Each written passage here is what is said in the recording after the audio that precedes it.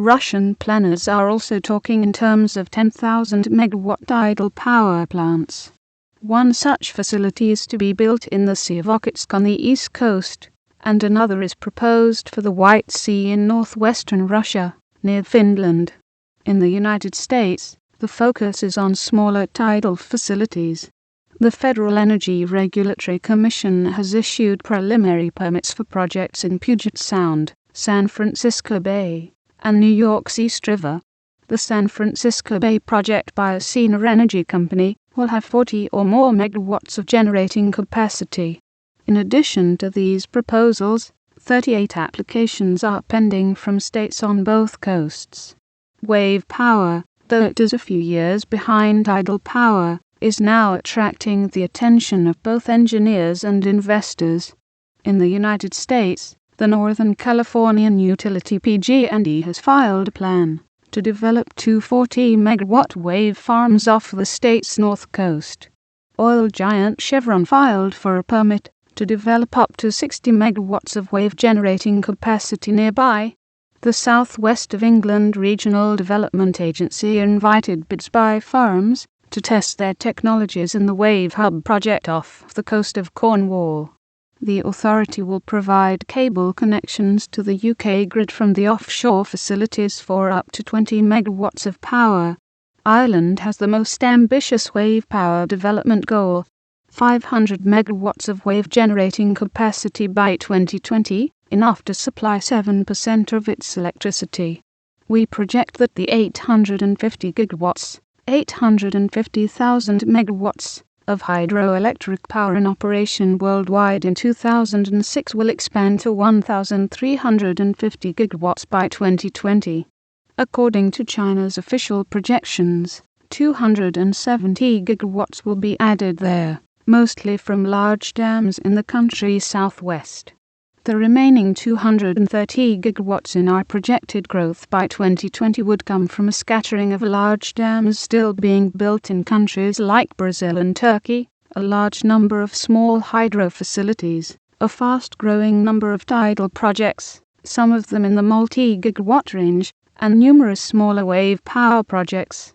If the interest in tidal and wave power continues to escalate, the additional capacity from hydro, tidal, and wave by 2020 could easily exceed the 500 gigawatts needed to reach the Plan B goal. The world energy economy of 2020. Backing out fossil fuels begins with the electricity sector, where the development of 5,153 gigawatts of new renewable generating capacity by 2020, over half of it from wind, would be more than enough to replace all the coal and oil, and 70% of the natural gas now used to generate electricity. See Table 12-1. The addition of 1,530 gigawatts of thermal capacity by 2020 will reduce the use of both oil and gas for heating buildings and water. Roughly two-thirds of this growth will come from rooftop solar, water and space heaters. In looking at the broad shifts from 2006 to the Plan B energy economy of 2020, fossil fuel-generated electricity drops by 90%. This is more than offset by the five-fold growth in renewably generated electricity. In the transportation sector, energy use from fossil fuels drops by some 70%. This comes from shifting not just to hybrids that run partly on electricity, but to highly efficient plug-in hybrids that run largely on electricity from renewable sources. And it also comes from shifting to electric trains, which are much more efficient than diesel-powered trains. Closely related to this overall energy restructuring are several indirect energy savings. For example, when coal is phased out as a power source, the vast amount of energy used to extract the coal, bring it to the surface, and transport it typically hundreds of miles by rail to power plants is no longer needed. Some 42% of U.S. freight is coal transported by diesel-powered locomotives. The new energy economy will be based much less on energy from combustion and more on the direct harnessing of energy from wind, the sun, and the earth itself. In the new economy, for example, Cars will be running largely on wind energy. Electricity will be much more prominent in the new energy economy. In 2020 it will be the principal source of energy for cars, largely replacing gasoline. For trains it will replace diesel fuel. In the new economy, many buildings will be all-electric, heated, cooled, and illuminated entirely with carbon-free renewable electricity. Just as renewable energy technologies are advancing, so too are those that will lead to a smart grid, one that uses smart meters to constantly monitor not only electricity flows, but specific uses at the household level.